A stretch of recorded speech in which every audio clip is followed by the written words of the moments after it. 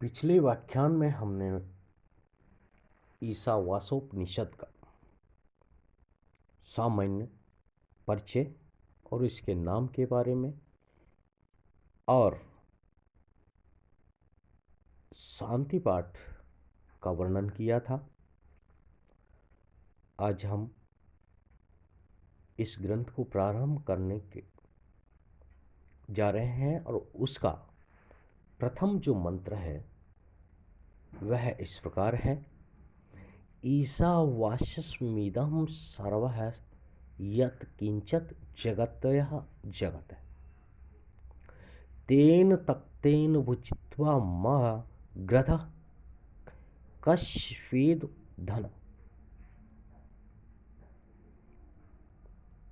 प्रथम मंत्र है, इसका अन्वय जगत्याम यत् किंच जगत इदं सर्वम ईशः वास्यस्म तेन तक्तेन भुजित्वा मा ग्रधः धनम कश्चित् है। स्पष्ट किया है। इसका अर्थ है ईश्वर का आवास यह जो स्थावर जंगम अचल और चल जगत है उसको त्याग पूर्वक भोगो। किसी की धन पर गिद्ध दृष्टि यानी कि लालचपूर्ण दृष्टि मत डालो। इसका संक्षिप्त में अर्थ बताए। इसका अनुवाद लिखा है कि संपूर्ण ब्रह्मांड में जो कुछ भी यह चराचर जगत दृष्टिगत हो रहा है वह संपूर्ण ईश्वर से व्याप्त है। इसलिए उस ईश्वर को साथ रखते हुए त्याग पूर्वक सांसारिक पदार्थों का भोग करो और उन पदार्थों में आसक्ति मत रखो, क्योंकि यह धन किसका है, अर्थात किसी का भी नहीं। उनका कहने का भाव है कि इस संसार से मृत्यु को प्राप्त हो जाएगा तो ये धन किसका शेष, किसके लिए है ये धन।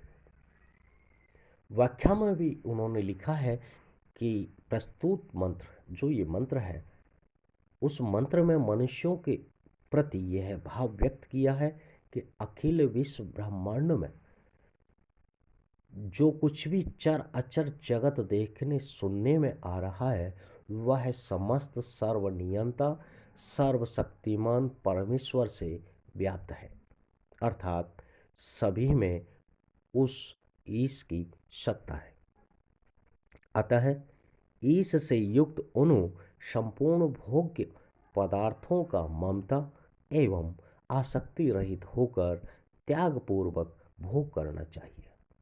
उन पदार्थों के प्रति आसक्ति नहीं रखनी चाहिए, क्योंकि ये भोग्य पदार्थ वस्तुतः किसी के भी नहीं है। विशेष में उल्लेख किया है कि संसार के सभी पदार्थों में ईश्वर की सत्ता प्रतिपादित की गई है। सृष्टि के किसी भी अंश को ईश्वर के अंश से रहित नहीं माना है। इसलिए उन्होंने लिखा है इस मंत्र में कि तेन तक्तेन भुजिता। इसमें लालच व आसक्ति से रहित होकर त्याग पूर्वक उपभोग की प्रेरणा दी गई है। ऋषि का कहने का तात्पर्य यह है कि इस संसार में जितनी भी वस्तुएं हैं और समाज में रहने वाले लोगों को समान भाव से वितरण करें और समान भाव से ही उनका उपभोग करें।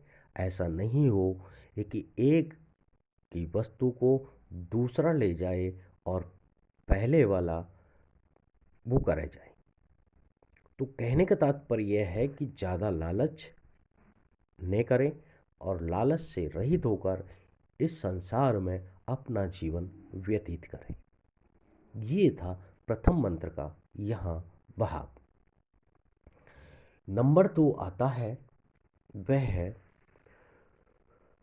कुर्वत्नेन वह कर्माणि जिजीविषेत समः।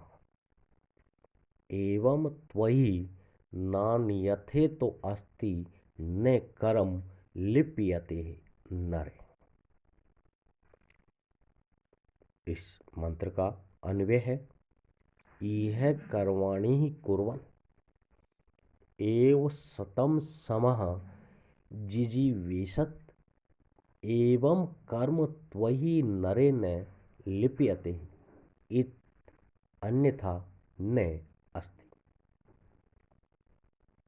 इसका अर्थ बताया है, इस लोक में देवविहित कर्म करते हुए ही 100 वर्ष जीने की इच्छा करो। ऐसे कर्म मनुष्य को लिप्त नहीं करते। इसके अतिरिक्त कल्याण का और कोई मार्ग नहीं है। यानी कि समाज के कल्याण के बारे में यहाँ व्यक्त किया जा रहा है। अनुवाद में लिख रहे हैं कि इस संसार में शास्त्र नियत कर्मों को करते हुए ही 100 वर्षों तक जीने को इच्छा करनी चाहिए। इस प्रकार त्याग भाव से किए जाने वाले कर्म तुझे मनुष्य में लिप्त नहीं होंगे। इससे भिन्न अन्य कोई प्रकार अर्थात मार्ग नहीं है जिससे कि मानव कर्म के बंधनों से मुक्त हो सके। व्याख्या में लिख रहे हैं, प्रस्तुत मंत्र में जो पूर्व मंत्र के क्रम में यह उपदेश दिया गया था, यानी कि प्रथम मंत्र में जो उपदेश दिया गया था कि जगत के एकमात्र कर्ता धर्ता एवं संहार करता सर्वशक्तिमान ईश्वर का स्मरण करते हुए सब कुछ उन्हीं का समझकर उन्हीं की आराधना के निमित्त या पूजा के निमित्त शास्त्र नियत कर्तव्य कर्मों का आचरण करते हुए ही मानव को 100 वर्ष तक जीने की इच्छा करनी चाहिए। इस प्रकार कार्य करने से कर्म मानव को बंधन में नहीं डाल सकेंगे। कर्म करते हुए कर्मों में लिप्त नहीं होने का यही एक मात्र मार्ग है।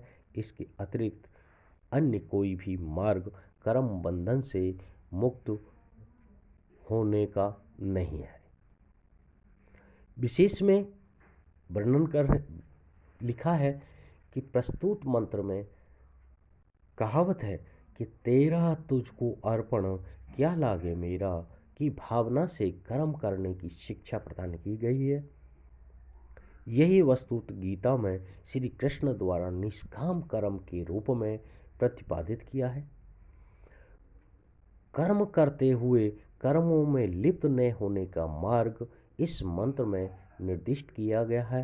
प्राचीन काल में मानव की औसत आयु 100 वर्ष मानी गई थी और अनेक स्थलों में ऋषियों द्वारा 100 वर्ष तक जीने की कामना वैदिक साहित्य में की गई है। अगला जो मंत्र आता है वह है, ऐश्वर्यः नाम ते लोकः अंधेन तमसा आवृतः तास्ते प्रत्यभिगच्छति ये के च आत्महनो जन। इसका अन्वय है, ऐश्वर्य नाम लोकः ते अंधेन तमसा आवृतः ये के च आत्महन जनः ते प्रत्यतान अभिगच्छति। इसका अर्थ है, जो आत्मज्ञान को भूल जाते हैं और मानव योनि प्राप्त करके भी ईश्वर को नहीं भजते, वे आत्मघाती घोर दुख व अज्ञान रूपी अंधकार में डूब जाते हैं। इसके अनुवाद में लिखा है कि असुरों के जो प्रसिद्ध नाना प्रकार की योनियां एवं नरक रूप लोग हैं, वे सभी अज्ञान तथा दुख क्लेश रूप महान अंधकार से आच्छादित है। संसार में जो कोई भी आत्मा की हत्या करने वाले मनुष्य हैं, वे सब मृत्यु के उपरांत उन्हीं भयंकर लोकों को पुनः पुनः प्राप्त होते हैं। व्याख्या इस मंत्र की। नहीं मानुषात श्रेष्ठतरो ही किंचित। मानव शरीर अन्य सभी शरीरों से श्रेष्ठ परम दुर्लभ है तथा वह जीवन को भगवान की विशेष कृपा से जन्म मृत्यु रूप संसार समुद्र से तरने के लिए प्राप्त होता है। ऐसे शरीर को पाकर भी जो मनुष्य अपने कर्म समूह को ईश्वर पूजा के निमित्त समर्पित नहीं करते तथा कामोपभोग को ही जीवन का परम ध्येय मानकर विषयों की आसक्ति और उनके यथेच्छ उपभोग में ही लगे रहते हैं, वे वस्तुत आत्मा की हत्या करने वाले हैं। ऐसे काम भोग परायण लोगों को चाहे वे कोई भी क्यों न हो, उन्हें चाहे संसार में कितना भी विशाल नाम यश वैभव या अधिकार प्राप्त हो, मृत्यु के बाद कर्मों के फलस्वरूप पुनः पुनः कुकर सूकर कीट पतंग आदि विभिन्न शोक संतापपूर्ण आसुरी योनियों में और भयानक नरकों में भटकना पड़ता है। इन्हीं का नाम असुरिया लोक है, जो आसुरी स्वभाव के दुष्टों के लिए निश्चित किए गए हैं, और ये लोग महान अज्ञान रूप अंधकार से आच्छादित है। विशेष में है कि इस मंत्र में दो शब्द आए हैं, असुरिया और आत्मा। असुरिया का अर्थ है कि वे लोग जहां असुर रहते हैं, और आत्महंता वस्तुत वह है जो पूर्ण और अखंड आत्मा को एक देशी और खंडित मानता है। देही आत्मा ऐसा मानने वाला देहात्मक बुद्धि वाला व्यक्ति आत्महंता है, उस आत्मा के टुकड़े करने वाला है। वस्तुतः आत्मा अच्छेद्य है, अधा है, अजर है, अमर है। यहाँ आत्महन से तात्पर्य बुद्धिनाश से है। बुद्धिनाश और आत्महन यहाँ पर्याय है।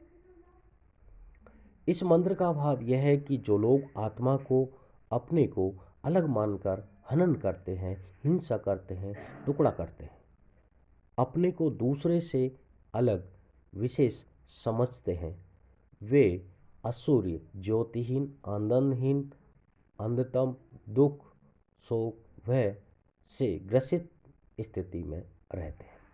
इस प्रकार आज का व्याख्यान यहीं पर पूर्ण होता है।